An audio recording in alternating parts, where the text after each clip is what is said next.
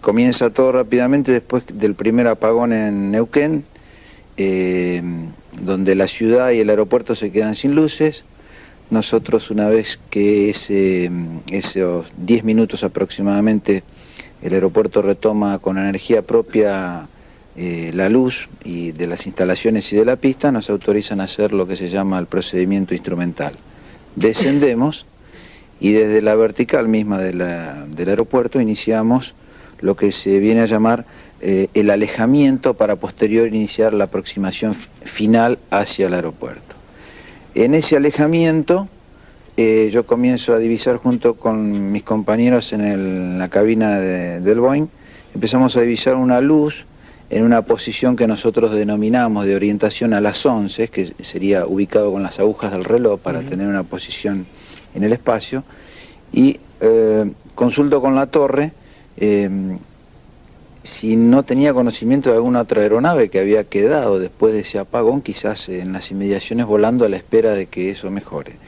Ellos me confirman que no, y acto seguido el comandante Gaitán, que se encontraba ya en las inmediaciones a unas 40 millas, se lo interroga por el equipo de comunicaciones y él confirma que efectivamente no estaba. ¿Estaban viendo lo mismo a distintas alturas? No, él todavía no había llegado a la vertical, estaba viniendo. Entonces ahí es cuando nosotros empezamos a dudar precisamente de que sea otro avión, pero no teníamos certeza, solamente estábamos viendo una luz que iba increciendo en la medida que nosotros nos acercábamos para iniciar la fase final. Llegado un momento, nosotros comenzamos a hacer luces porque eso ya había empezado a tomar una dimensión de luz muy importante y se aproximaba. ¿Ustedes desde el avión pueden hacer señas de luces también? Sí, nosotros fue lo que hicimos. Y en el preciso momento en que nosotros dejamos de hacer luces, este objeto cambia aparentemente su posición y disminuye su intensidad de luces, pasando a ser una luz blanca mucho más pequeña. ¿Y desde la misma distancia la metió o como si se hubiera retirado? No, aparentemente como que se hubiese permanecido en el lugar a partir de que nosotros comenzamos a hacer luces, correcto. Nosotros comenzamos a hacer el viraje para entrar en la aproximación final al aeropuerto, y en ese momento ya nosotros estábamos en dudas, y acá Gaitán estaba escuchando las comunicaciones porque él mientras tanto se venía acercando hacia la vertical del aeropuerto por encima de la posición del avión nuestro. ¿Ustedes lo manifestaban esto con cierta alarma? Sí, estábamos preocupados porque desconocíamos si era un avión o no, si era un objeto o no identificado, y además al no tener identificación no sabíamos qué rumbo estaba teniendo, cuál era la actividad que estaba manteniendo en el sector. ¿Y desde distintas alturas ustedes perciben los mismos efectos de luces u otros? No, hasta ese momento nosotros estábamos aproximadamente ya 18 millas, 20 millas, es decir, alrededor de 32, 33 kilómetros de la vertical de Bariloche. Era imposible a esa altura poder identificar una luz distinta a la que fuera la del Boeing 727. Entonces ustedes lo tenían que ver al avión, digamos. Sí, nosotros lo veíamos al avión.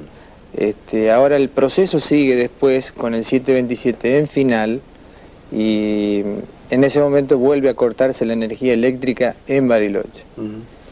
Era como que los estaba acompañando en el vuelo prácticamente. Lo que pasa es que cuando nosotros empezamos, como le venía graficando, la aproximación final, ahí es donde nosotros empezamos a notar a nuestra derecha que la luz esta blanca se había transformado en algo con dos luces verdes en los extremos, una luz naranja en el centro, y que se empezaba a aproximar acompañándonos en el descenso, sin en ningún momento poner en riesgo, porque daba toda la sensación de que ellos nos estaban acompañando de alguna manera, pero que se estaban acercando cada vez más hacia ¿Pero a qué distancia, digamos, medido en términos aéreos? Y no estaba más de entre, calculo, 60, 80 metros, 40, estaba al lado, sí, porque era la dimensión que nosotros podíamos percibir a través de la ventanilla del avión, era que era... ¿Y ustedes estaban escuchándolo?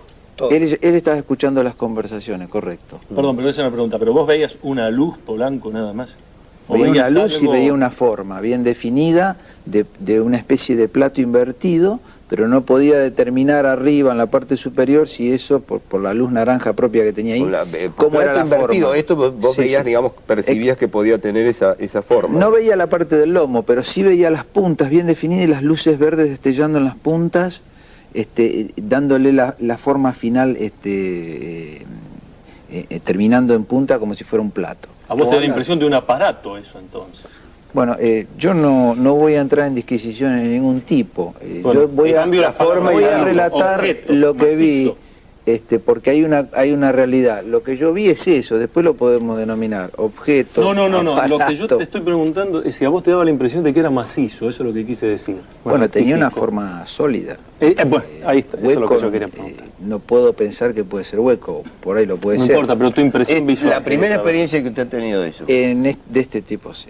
¿Y usted también Sí, pero es decir, nuestra intervención empieza, digamos, a posteriori de lo que llegó a relatar el capitán Polanco. Él se vio obligado a hacer un escape al quedar sin energía eléctrica el aeródromo de Bariloche. Escape significa volver a Es un subir. procedimiento que está publicado a los efectos de reubicarse para reiniciar nuevamente un procedimiento de aproximación por instrumento. El escape que está publicado es hacia la vertical de Bariloche, en un alejamiento aproximado de unas 8 millas, buscando altitud, y luego se hace un viraje para retomar hacia la vertical del aeródromo. Cuando él está haciendo el escape, nosotros llegamos a ubicarnos en la vertical de Bariloche con 11.000 pies de altitud. Y Polanco con el 727 estaba a 10.000 pies de altitud ya alcanzada. Cuando nosotros ponemos rumbo hacia la cordillera, nos queda a la izquierda la ciudad de Bariloche. Enfrente el lago Nahuel Huapi, oscuro completamente. Pero ustedes lo divisaban, digamos. No, se ve como un espacio manto negro, digamos, negro. y la cordillera también negro, porque incluso había una pequeña capa de nubes, más o menos a los 10.000 pies. Cuando nosotros estamos en esa posición, y la aerolínea virando aproximadamente sobre el Cerro Catedral, una luz de color ámbar, aproximadamente yo calculo que debe haber estado a 600 metros sobre la superficie del lago, se desplaza rápidamente hacia el oeste, pero hasta ahí no era nada extraño. El problema fue la maniobra que hizo a continuación. La maniobra que hizo a continuación fue ascender a la misma velocidad que estimativamente, podríamos hablar de unos 600, 700 kilómetros horarios, ascendió verticalmente. Yo no conozco una aeronave o un aparato que lo pueda hacer.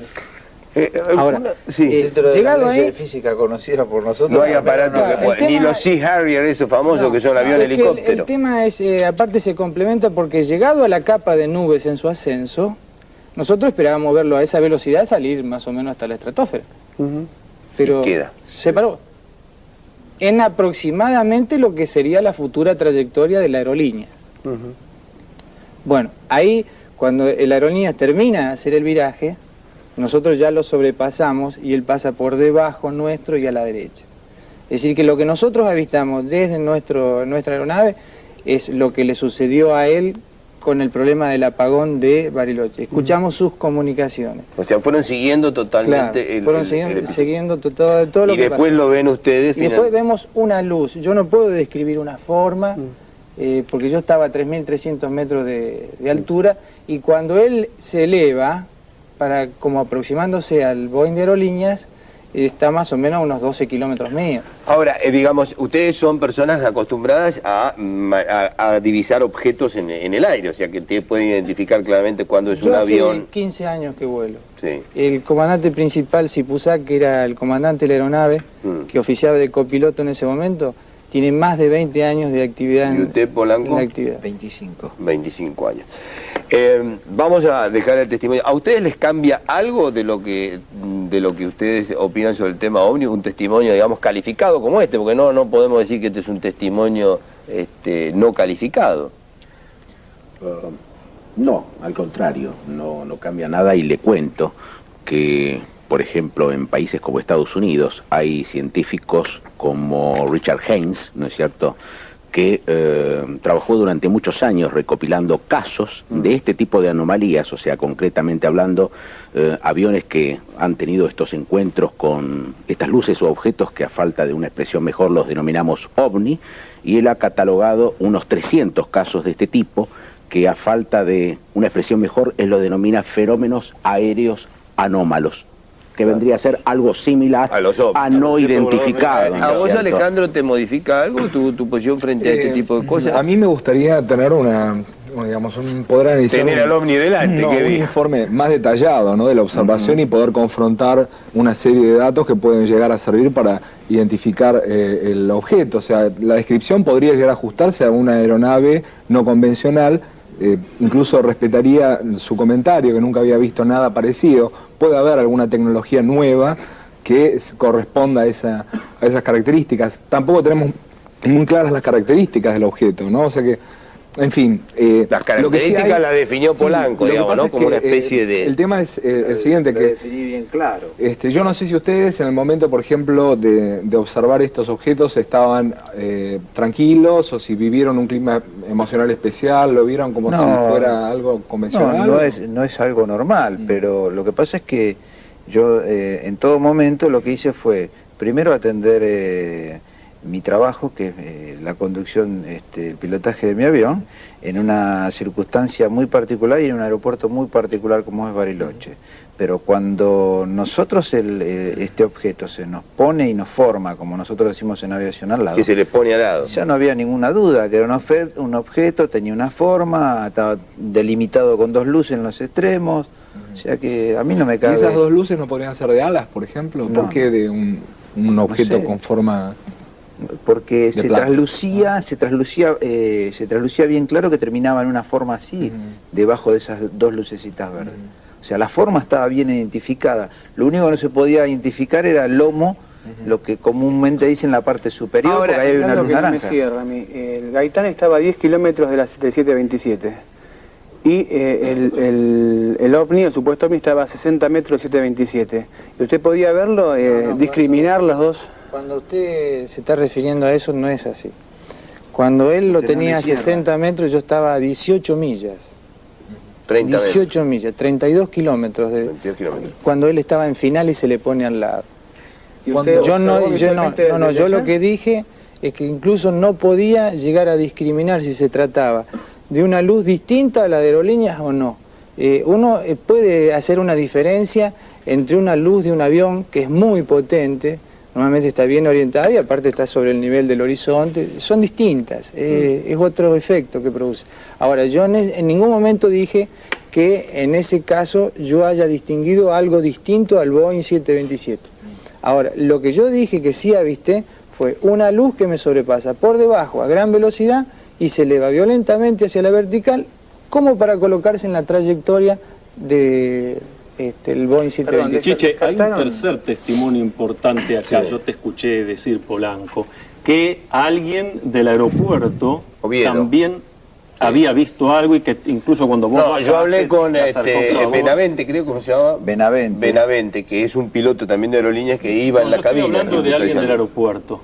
Vos señalaste que alguien del aeropuerto fue... Sí, había gente de operaciones y el despachante. Inclusive nosotros hoy tomamos conocimiento de que a la gente que está en la torre de control le han prohibido hacer declaraciones, que son empleados de la Fuerza Aérea, y que, bueno, obviamente ellos no pueden decir nada más que comentarlo entre ellos. Pero nosotros, una vez que terminó el vuelo, aterrizamos y aterrizó el comandante, nos fuimos a la sala de operaciones de aerolíneas, hicimos un briefing entre todos los que habíamos tenido participación y cross-chequeamos lo que habíamos visto nosotros, lo que nos había pasado, inclusive corroborado por el encargado del aeropuerto, que vino él al avión en un primer momento Polanco, muy excitado por el hecho. Quiero aclararle a Polanco de Gaitán que no lo estamos sometiendo a un interrogatorio hábil ni objetando el testimonio. Tengo un dato importante. A ver el dato que tiene Llanos.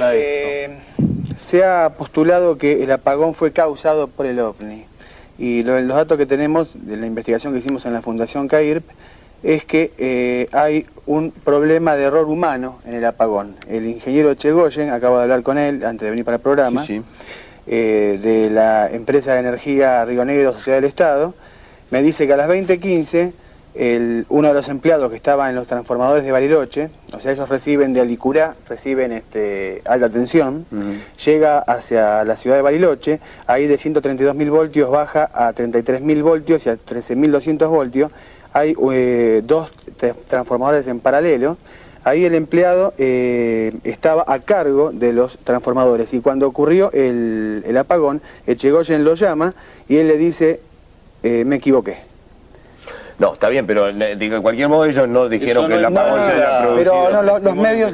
Ah, los medios sí. Como también dijeron, se estableció una relación de causa y efecto entre el apagón y la observación. Pero hay algo que es importante.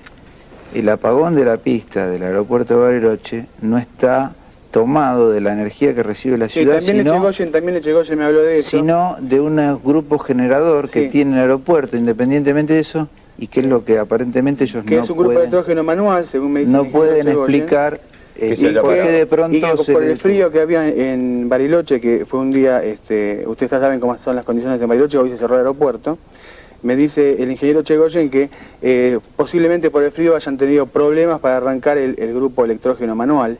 Y además me dice una cosa muy importante, que el día en que ocurrió el incidente, a las 20:15, se registró la máxima densidad de consumo eléctrico histórica en Bariloche.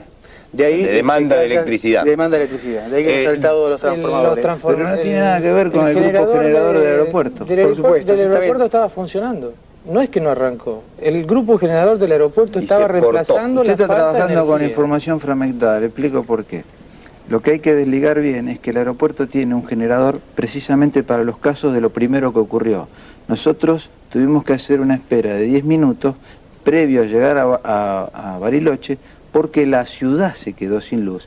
Y posterior a eso, cuando recupera la energía el aeropuerto con su propio generador, a mí se me informa que una vez que aterrizase iban a hacer el cambio de energía de la ciudad al aeropuerto. Pero que mientras, para no modificar en nada, iban a esperar el aterrizaje nuestro con propio grupo generador. Y arranca. Ese es el que arranca, funciona bien, todo hasta que nosotros estábamos cerca, a no más de 5 kilómetros, 7 con la pista a la vista ahí para aterrizar, mientras este objeto nos venía acompañando. Ahí es donde se produce el apagón ante la proximidad nuestra o del objeto.